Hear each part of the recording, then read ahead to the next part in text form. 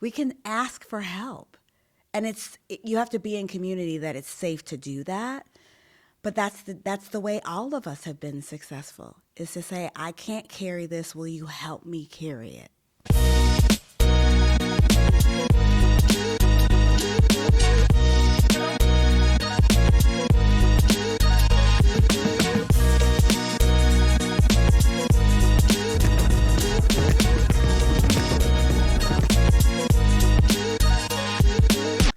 Welcome to the BOW Collective Podcast. I am your host today, Attiyah Blair. I'm the CEO of the Real Estate Reset, where I help women purchase their first or next investment property and also reset peak performance, where I do business consulting and speaking.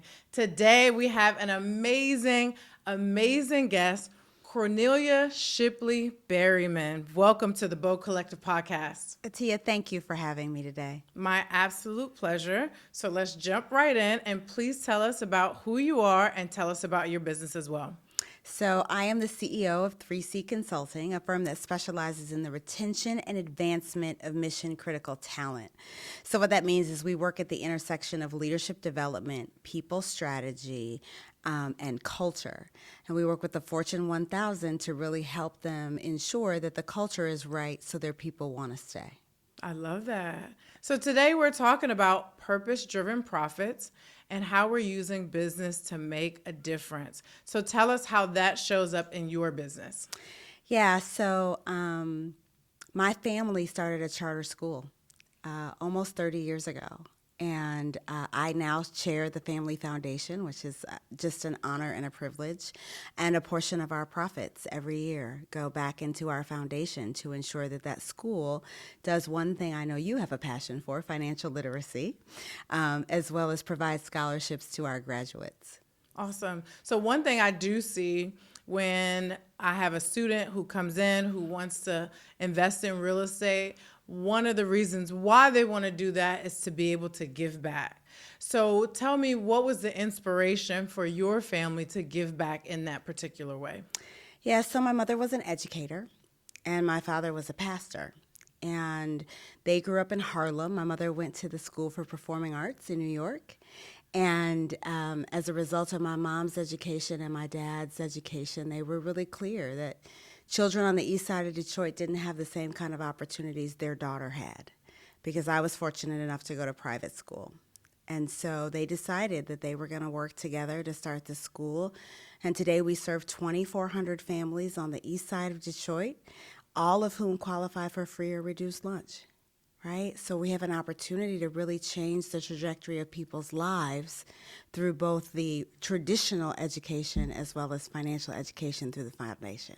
That's amazing. Yeah. That's amazing. You guys are blessing so many people. Yeah. So I'm wondering, for someone who's listening to the podcast and they too want to give back, tell us what legal structures or what path you think is best, maybe most difficult. Just give some advice on those who want to kind of give back in the same way that your family has. So the first thing I would say is it depends on where your financial tax bracket is. You can create a directed giving fund, and that fund, if you have it, the minute you give to it, it becomes an immediate tax deduction. And let me be clear, none of this is financial advice. I am not a financial planner. But having said that, that would be one strategy. You could structure a foundation, or you could simply choose an organization to give to and do that in a recurring giving way or in a one-time gift. Okay, I love that. So for business owners, tax strategy is always really important. And so you mentioned something there. It could be a tax write-off. Tell us about that part of giving back.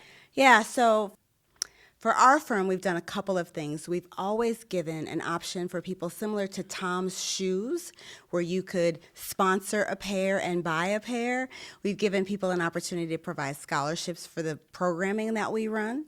And then in addition to that, for us in particular, we've set aside a percentage of our net profit that is always given back. And in our case, it's given to the foundation. Okay, wonderful. So one thing that I always tell my students is put your oxygen mask on first when they want to give back, right? Because we can have so much more impact when we have so much more to give.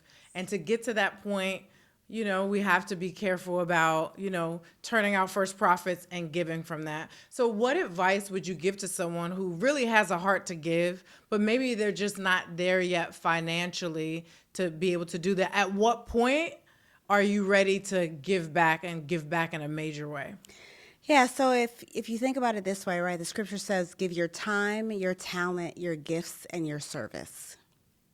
And so if you don't have the money, you can always give of your skill set or your time, right? I think from my vantage point, it's a question of how much do you need to live and to run your business, because we should always be giving from our overflow, not from our main, income. And so although, yes, I'm a tither, right? Most of us in the BOW Collective are tithers, right? Which is we give 10% off the top.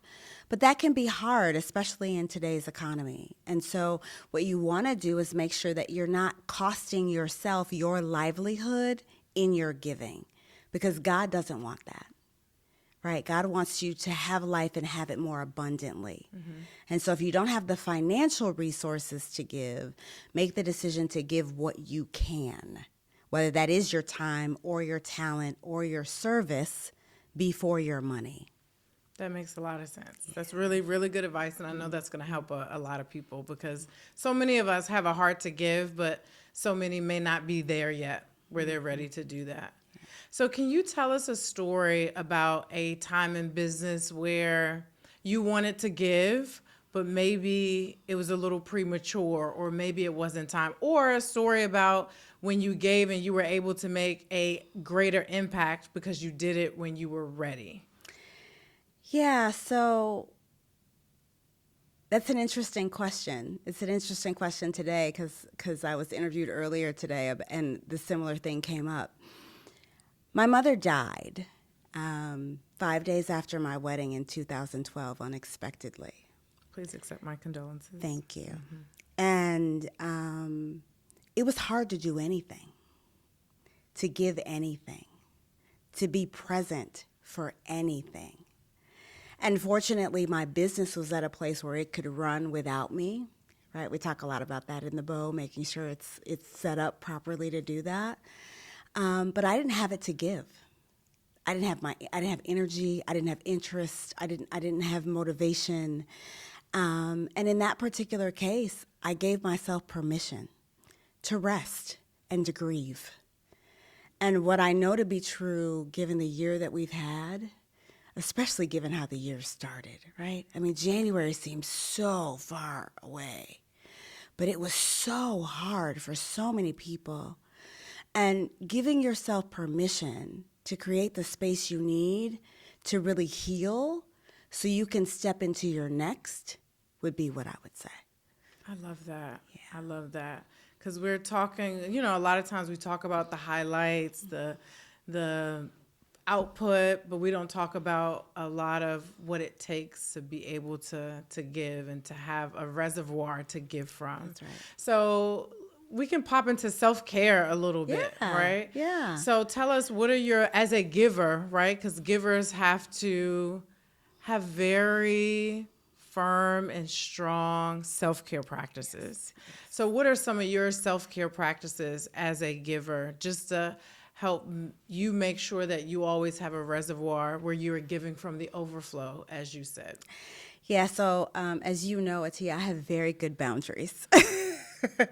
So that's the first thing, right? Being able to be clear when you have it to give and structuring your life in a way where you honor your yes and your no.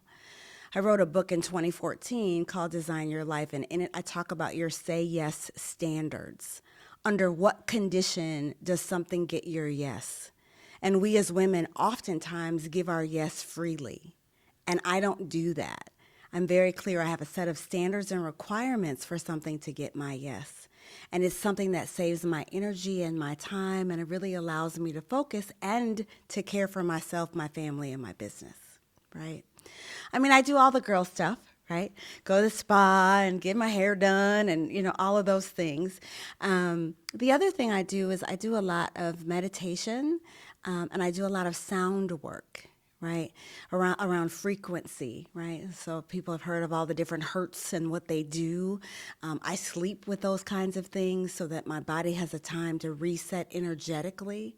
I'm also really good about purging my environment, both my physical environment and my emotional environment. I heard Damon John say a year or so ago, every year he makes a list of the people in his life and he gets rid of like a third of them. Now, I'm not that strict, but I do think about who are the people in my life that are giving me energy and who are the ones who are taking it away.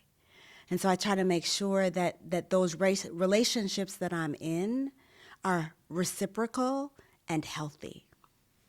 That's really good. That's really good. So how does your self-care practice help you and support you as a woman in business? I don't know that I would be able to function. Like so many of us, I think about the health statistics that we talk about in the BOW. And how many of us have an autoimmune issue or some other thing that prevents us from being fully healthy and present. And so you have to be able to take care of yourself. You can't get the work done if you don't have the energy to do it. So I don't know how I would be able to function and run the business I run every day, plus the business that I do in your space, right? Sure. To be able to do that without enough rest, right? People don't even know the real definition of self-care, right? It's to get enough rest, to move your body, and to eat well. And if you can get those three things right, the rest of it usually falls into place. But we don't do those three things half the time, right? So, yeah, that's for me why and how. So we have to know when to say no. Yes. And know when to say yes. That's right. And it sounds like what you're saying is we need to say yes to ourselves more often and maybe no to others more often, even as a giver. That's right. I love That's that. right. I love that. That's right. So what would you say or what advice would you give to the woman in business who has a heart to give, who's probably not saying yes to herself enough? How do you set that? You said, hey, I have strong boundaries, right? So how did you get those strong boundaries? And what would you say to the woman who should have stronger boundaries, who's on the brink of burnout? Because that's common for us, unfortunately, as women in business, who's on the brink of burnout, who's juggling personal life and professional life, the mom, active in church, the wife, the sister, the daughter, putting everything on her back, carrying the load for so many people, putting herself last and everyone else first. What would you say to her about having the right boundaries? How does she improve that for herself? Yeah, I think it starts with making the decision of what do you really want? Because all too often we say yes to things we think we're supposed to say yes to, not the things we actually want to do. And so if you start by saying no to the things you don't want to do, you'll actually start to create a whole lot of capacity and space in your life to be present for the things you do want to do. Now, if you're married and have children, don't say no to your children and your spouse. That's not wise. But it is wise to say, hey, I'm happy to cook dinner, but somebody else needs to clean the kitchen, right? You don't have to do it all. And asking for help is not a crime. It is honoring of yourself and your needs to be able to say, I don't have the energy, the space, the time, the capacity to support you in this way, or I need this particular support, please help me. Right? And all too often we think we have to put on our superwoman cape, or in our cases, our green jackets, and get things done, right? And that's not true. We can ask for help. And you have to be in community that it's safe to do that. But that's the way all of us have been successful, is to say, I can't carry this. Will you help me carry it? That's so, so powerful. And I know that blessed a lot of women, because we do put on our green jackets and put on our capes because we want to be able to do it all. And what I've learned and what so many of us have learned is we have to outsource some things, right? Whether it's, hey, I cooked, you clean, Or, hey, let's have cleaners come in. Hey, let's order meal prep this week instead of having to be in the kitchen every day. That outsourcing is so important, and it allows us to show up for ourselves, which means that we can show up for our businesses, our family, our friends, all of it, so much more and better. Yeah, there's a great book about that, Buy Back Your Time, right? And oftentimes, especially when you're starting out in business, you feel like you can't buy back your time. I have to do it all. I have to be the accountant, and I have to be the salesperson, and I have to do everything in the business. The best thing you can do as a business owner is hire people who are better than you at what needs to get done in your business, right? It's an opportunity to create capacity so you can actually do the things you want to be doing and need to be doing to grow your business. I love it. When I'm speaking on stage, I always say, if you want to go higher, you have to hire. That's right. Absolutely. That's right. Absolutely. That's right. So we're going to close out with one final question. Okay. So I'm going to have you pick a card. On this right. card, it's going to ask you to build, bridge, or boost. I got bridge. Okay. So if you could build a bridge between two things in business, whether it's people, industries, or ideas, what would it be and why? Oh, that's such a good question, Attiyah. I would bridge. Can I say two things? Two sets of things? Absolutely. So I would bridge people strategy with business strategy. And what I mean by that is oftentimes when people do culture work, they think about, oh, we need to do these things to retain the people. And in our business, we start with the business strategy first and then talk about what's the culture necessary to recruit the people who need to be present to do the work. It's a different way to think about culture development, right? The other thing I would bridge is this notion around mindset and skill set, right? Because your skill set will only take you so far. You will grow and become as good as you believe you can be. Your ceiling is your belief system. And if you don't continue to develop your belief system and bridge that with your skill set, you'll get stuck at that point where your belief stops. So teaching people how to expand their belief in alignment with their skill set and their vision is the other gap I would bridge. I love your answer. So perfect. And it sums up who we are as a BOW Collective, right? We come into this room with other brilliant women in business just to expand our mindset, to take the ceiling off, to know that we really have no limits, especially when we are collaborating and working together. Absolutely. Thank you so much for joining us for the BOW Collective podcast. Now, I know the guests are listening and they want to keep in touch with you. So please tell us how we can keep in touch with you and where we can find you online. Absolutely. So on LinkedIn and Facebook, I'm at Cornelia Shipley, CORNELIA SHIPLEY. And like my BOW sister said last month, if you follow me and message me and tell me you saw me on the BOW Collective, I might have a gift for you too.